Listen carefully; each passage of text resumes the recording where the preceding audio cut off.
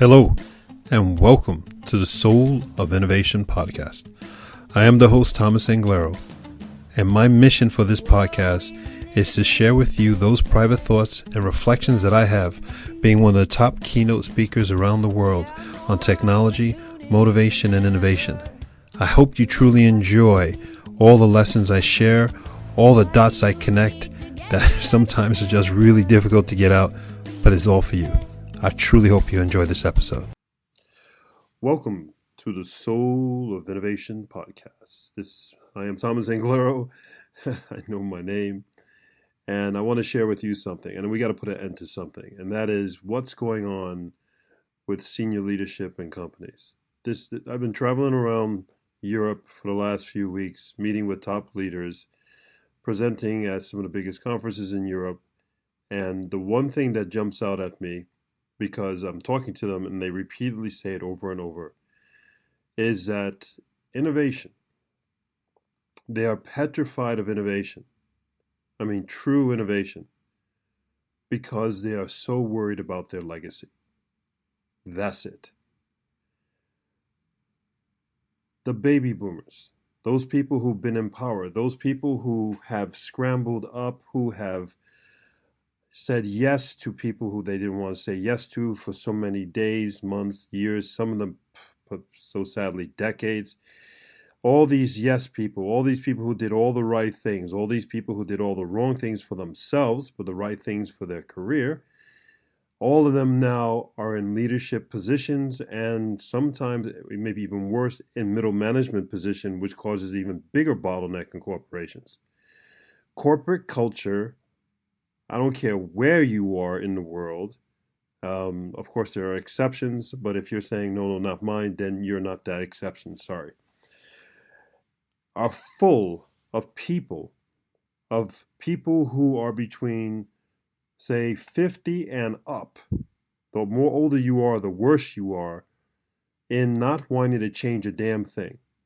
The last thing you want to happen to you is that in your remaining years or months or weeks is that everything goes to hell on your watch while you're at the helm, while your name is associated to some piece of paper. So what has happened is that no one's doing a damn thing. They're doing everything that they're supposed to do to keep everything running, but no innovation, no risk, no thinking out of the box. The last thing you want is thinking out of the box. And it doesn't work. It doesn't work. You have the millennial culture that is by default thinking out of the box because the baby boomers, who are their parents, have spoiled the hell out of them, right? The millennials are the entitled generation. These kids are so spoiled, they're brilliant, but they're spoiled, and that they're coming into this corporate culture, and because they're entitled, they don't give up anything. They don't care. And they're tearing at the seam, they're tearing at the moral fabric of these corporate cultures that don't want to innovate, that these top leaders who don't want to innovate, so these millennials are leaving them. And these top leaders are feeling even more alone than they have ever felt in all the years of them working. And that was not working. So to you top leaders, you guys need to listen to this, you women included as well, is that you're not doing anything because you're so damn worried about yourself. You're worried about what people are going to think about you. This is what people are going to think about you, is what they're thinking about you right now. Why haven't you done anything? You keep waiting 2, 3 years, maybe 5 years for some of you till you retire, 10 years on the very maximum. You're known as a person who doesn't do anything. You're known as a person who doesn't come up with one new idea, and you're probably your damn lifetime. You played it safe all along. It is time for you to do something. Your legacy should be the following. She took a chance. She was a great leader. She took a chance. It was better than all the other ones. Or he went for it. He believed in an idea. He believed in something that he didn't do before, that one of his colleagues came up with, one of his minor colleagues, subordinates, and he went for it. He may have not been right, but he has my respect for the rest of my life. Isn't that a legacy worth fighting for? Your legacy now is you don't do anything. You haven't done anything. You risk nothing. You play it safe. You're boring as hell. That's who you are. And I'm pissing off a lot of people, but so what? That's what this damn podcast is for. Not to piss you off, but is to call you bullshit. It is so important to call you bullshit. Life is about living. Life is not about playing safe. Do you hear what I'm saying to people out there listening to me? Some of you may be the people that I'm actually talking about. Some of you probably work for the type of people I'm talking about. And it's your job, if you work for these people, to call their bullshit politely. I mean, you never want to disrespect any of your colleagues. You never want to disrespect your boss. But the financial crisis that is spreading throughout the entire world and will be here for quite some time because that generation of people blew it and brought it upon us all. You don't want to go without a job. But in parallel, call their bullshit. Make their life uncomfortable. Because you know what? The only thing to get us out of all this is innovation. Cultural innovation. Changing the culture of our companies. Changing the culture of the office. Damn it. You know, when I was a kid, we were all told and taught that when you come in the office in the morning, that you say good morning to every single person. And you put a hand on people's shoulders. Who the hell does that today? It's gone. Corporate culture, where I see you, you see me, we exist together.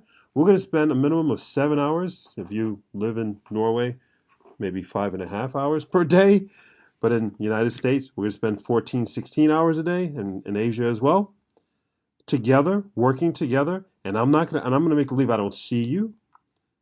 In theory, if you do the damn math, you're going to spend more than 50%, probably closer to 60 to 70% of your adult life with the people in the office, and you're making believe you don't see them. You're making believe that your life is not affected by them. Let me tell you something. You're spending over half of your adult life with these people in the office, and you want to have a life with them. You don't want them to see who you really are.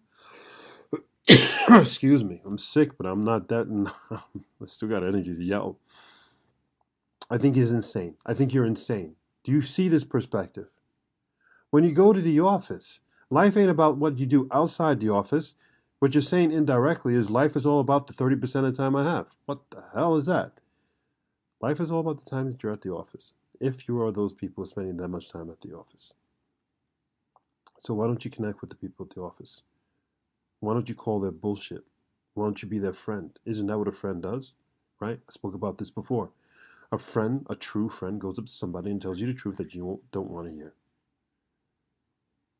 Be a friend. Isn't that what life's all about? We need innovation. We need cultural innovation. We have technological innovation that is spreading everywhere because of artificial intelligence, because of blockchain, because of all these millennials who are doing some crazy stuff. If you look at the amount of startups that are coming out, is not as many as the dot-com era, but boy, is it approaching. But it's a total different time. It doesn't seem like it's a innovation bubble in that way. This is a very different bubble, and this bubble is based on sustainability and the environment. So it's not a dot-com bubble, but it's a renaissance. Let's call it that. It's a millennial renaissance that's changing everything. And this renaissance is necessary. It is fundamental for the survival of all of us, for the survival of innovation itself. And it's your job, I'm talking to you, who's listening to me right now, it is your job to bring innovation into the office. It is your job to call people's bullshit.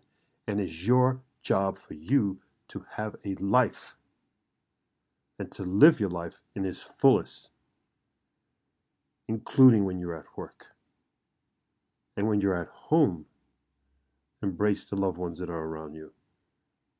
I'm calling everyone's bullshit today, including my own.